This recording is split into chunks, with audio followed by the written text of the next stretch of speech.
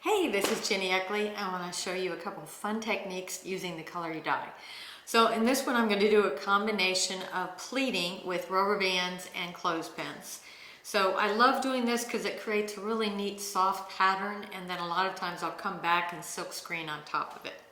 So the foundation of it is you start with white fabric, and this is silk, and typically if I'm doing something very exact, I'll come in with my air erasable marker and mark the first pleat, and then I iron that, and then the second one I fold over, and I just keep going all the way to the end of the fabric, and it ends up looking like that, just kind of a folded accordion is kind of the nickname for it. So my piece looks like that, and then I come in and I add clothespins. So in this case, I've taken clothespins and alternated each one.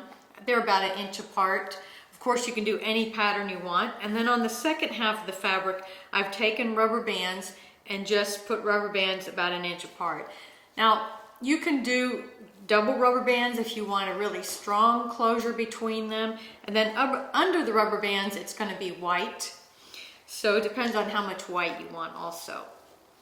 So the mark that the clothespin makes is kind of a little rectangle, like so. And then the rubber band mark is at the bottom here and is a lot more variant, because what happens is when you put the rubber band around it, the fabric kind of moves, and so it's a moving line.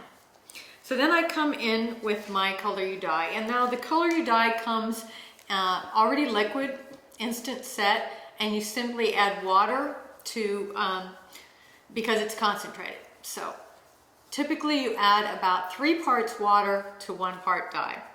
And I use these handy pipettes. They come with a 6-pack. You can also buy them in a pack of 10. Makes it really easy for measuring. And then the other thing I do is use these neat little containers that have lids. And once I mix it up, I take a little strip of the same fabric. I dip it in the dye to see if it's the color I want. If it's not the color I want, it's real easy to change it. And then once I've got the color I do want, I take that scrap and I just tape it on the top of the lid, and that way I always know what color that is. So it keeps me from wasting dyes. Then I love the foam brushes, and these are just 1-inch foam brushes. You can buy them at the paint stores, hardware stores. I really like the ones that have plastic handles, because then the dye doesn't stain it.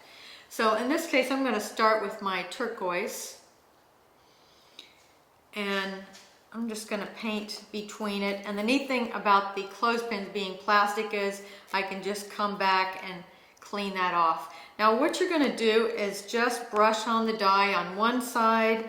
I'll let it sit for a minute, and then I'll flip it over and do it on the other side. So the main thing you're doing is just going between the paint, between the clothespins. So this is a plastic tray, like a restaurant tray. I just cover it with plastic, and then I can use it over and over. The other neat thing is then I can also lift up my piece and put it on the other side of the room if I want to let it dry. Okay, so while that is in there, I'm going to come with this blue. This is electric blue, nice bright blue. And what I do is I start right in the middle of each section, and then just let the paint or the dye flow to the edge of the rubber band. Okay, so this is what it looks like so far. When the blue goes on, a lot of times it looks like purple, and then after the air hits it, it dries to a blue.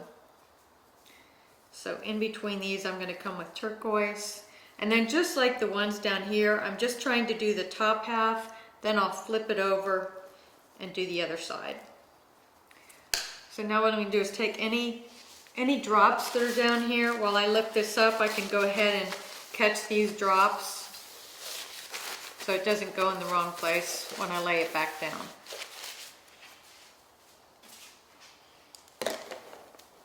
Okay. So again, I'm just taking my dye. I start in the center, let it flow to the edges of the rubber band. And I'm just alternating turquoise and blue here.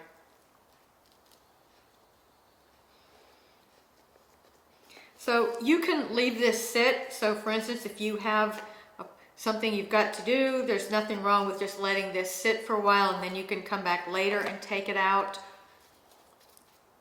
Or you can, I'd say, let it sit for about 5 minutes just so you don't accidentally pick up a drop somewhere.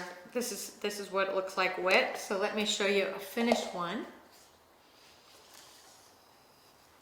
So here's one that is dry, and we're going to go ahead and take it apart. And you can see the nice bright white under the clothespin.